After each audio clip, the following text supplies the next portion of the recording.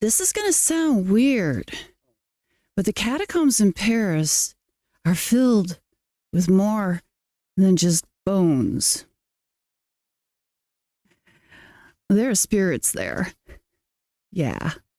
And how do I know this? Well, I experienced it. So I've been to the catacombs twice. And the first time I went with my bestie. And at the time, they didn't even have a sign. There was not anything even over the door saying, here are the catacombs. In fact, we walked past the door a number of times and looked down the hallway. And it was this kind of a long hallway. And there was these two old ladies dressed in black back there. I mean, I had no idea who they were, what they were up to. I mean, they could have been accepting laundry, or maybe it was a bakery. There was nothing on display to say catacombs. And so they took our money and sent us down this spiral staircase, which just seemed still more unusual. I'm like, what are we going to, our impending doom?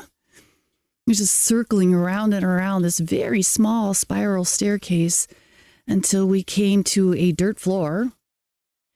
And then we walked through some stone hallways until we came to a grand entrance. And it was like, beware, you're now entering the Empire of the Dead. Only it didn't say that. It was in ancient Latin. It was very hard to cipher. And we're like, whoa. Yeah, it was up on this mantle, etched in stone.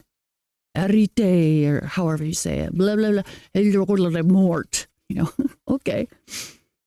Cool.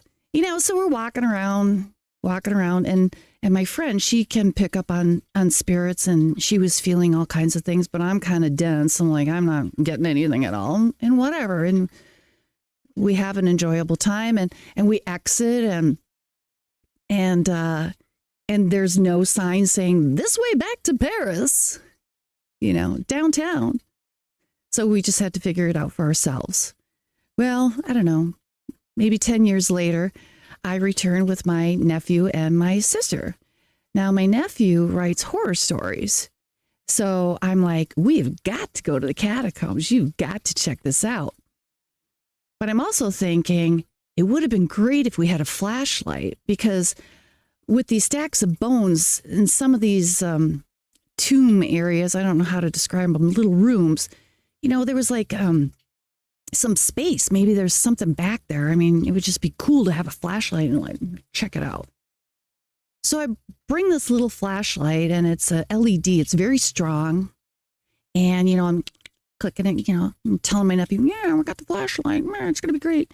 So we're down there, and my nephew asked for the flashlight. And I'm like, oh, here. Well, first of all, I pull it out, and I'm going to click it for him because, you know, some flashlights are twisty and some have a knob, you know, whatever. So I'm just doing him a favor and turning it on for him, right? And I click it and nothing. And I'm like, oh my God. And you're like, that just happens to me all the time. It's like the 1 minute you need something or whatever, you know, then it's broken. So I'm like clicking. I'm like, damn it. Oh my God. You know, I just wanted a flashlight. I mean, come on, you know, whatever. So yeah, nothing. And clicking, and I take it apart, take the batteries out, and blah, blah, blah, put it back together, click, click, nothing. Okay, fine. All right. So we stroll around, and we're coming to the end of the catacombs, and I like rocks. I pick up rocks everywhere I went, or where I go. And in fact, except for Hawaii, because rumor is if you take a rock from Hawaii, you're going to be shipping it back. You're going to have some bad mojo. I even took a rock from the bridge at Sleepy Hollow. My nephew and my sister live in New York, so we would visit Sleepy Hollow, which is actually Tarrytown. And they were like, oh my God, you're taking a rock. And, you know, we cleansed it. It's okay. Anyway, so I was going to take a rock. And my nephew's like, you're not taking a rock from here, are you? And I'm like, well, you know, like, why not? Blah, blah, blah. And my sister, you know, she's standing there, my nephew, and they're like, you know, put that back. And I'm like, whatever, it's just a rock. And So I'm putting it in my pocket and we're by the exit and, people are having to walk around us, stupid Americans, whatever, and hogging up the space. And I put it in there and then I fished out the flashlight and, it's not working. And then we're talking or something like that. And I'm going to put it back in. Now we've exited the, there's another mantle or lentil or whatever headstone saying, now you're leaving the Empire of the Dead. And I just think that's Empire of the Dead. That's so cool. And you are now leaving. And then I just, for shits, I'm like, too bad this stupid thing didn't work. And I click it and the flashlight goes on. And we all looked at each other and I'm like, what? Yeah, the flashlight goes on. And I'm clicking it on and off and it's working now, just perfectly fine.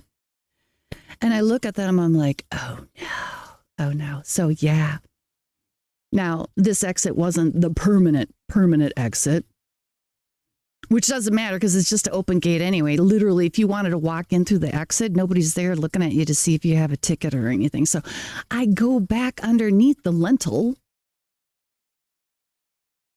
and I try the flashlight and I'm like, click, click, and it doesn't work.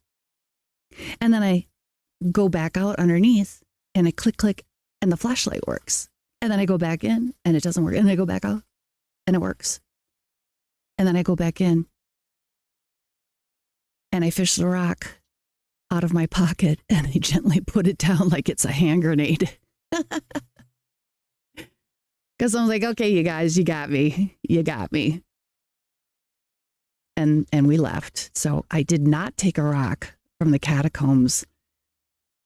But I'm sure there was some spirits there that were having a gay old time with my flashlight. And so, yeah, there's more than just bones down there in the catacombs.